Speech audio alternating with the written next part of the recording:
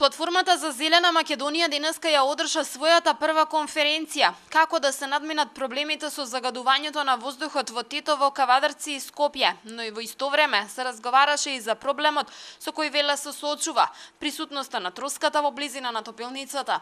Начини за решавање на проблемите има и истите ќе им бидат доставени на надлежните институции кои се очекува да реагираат брзо во интерес на сите граѓани. Наш став е дека единствено решение за троската е дислокација во напуштени рудници или специјално подготвени јами, пренесување на загадувањето од едно на друго место или реупотреба на оваа згора е нелогично и штетно за животната средина.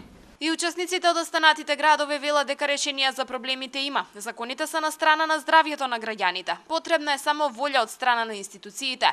Душко е свештеник од Битола, кој денеска беше на конференцијата за да даде поддршка на екологистите, како човек кој вели има право да живее во здрава животна средина. Ако екологијата со некои други термини се нарекува заштита на животната средина, односно заштита на нашиот дом, мајката природа, тогаш сметам дека јас како дел од неа, како човек кој живее тука, пред се човек, татко на 3 деца, сопруг, пријател, првен сум Душко, а потоа сум свештеник. И првен ќе се изборам за Душко, а потоа секаде кај што треба како свештеник. Според представниците на еколошките друштва, радува фактот што има интерес кај надлежните институции за надминување на проблемот, а чии представници денеска беа присутни на конференцијата.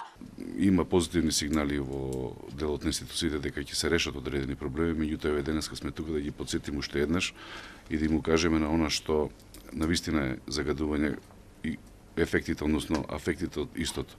Јас може да кажам неколку реченици за Скопје, значи веќе експлоатирана тема наназад една деценија, каде што знаеме дека сме како Скопје еден од најзагадените градови во Европа, тоа не дека ние сакаме да го кажеме, меѓутоа тоа го констатираат и луѓе кои што се да речеме релевантни да го кажат тоа е Светската банка. Имаме зголемен број на малигни респираторни кардиоваскуларни заболувања кај населението во Кавадарци, претежно кај населението кој што живее околу фабриката, кој што е таму за главен загадувач. Сега сме сите свесни дека предстои и почеток на грејната сезона, така да ќе имаме потешкоти и со воздух за дишење. Се појавија проблеми во загадување од почвата во Поло, како резултат на долгогодишното постојање работење на поранешен хегиуохром, денешен силмак, и сето тоа заедно кога ќе се собере во Македонија, место Тетово да биде и Полошкиот плански регион најчиста животна средина,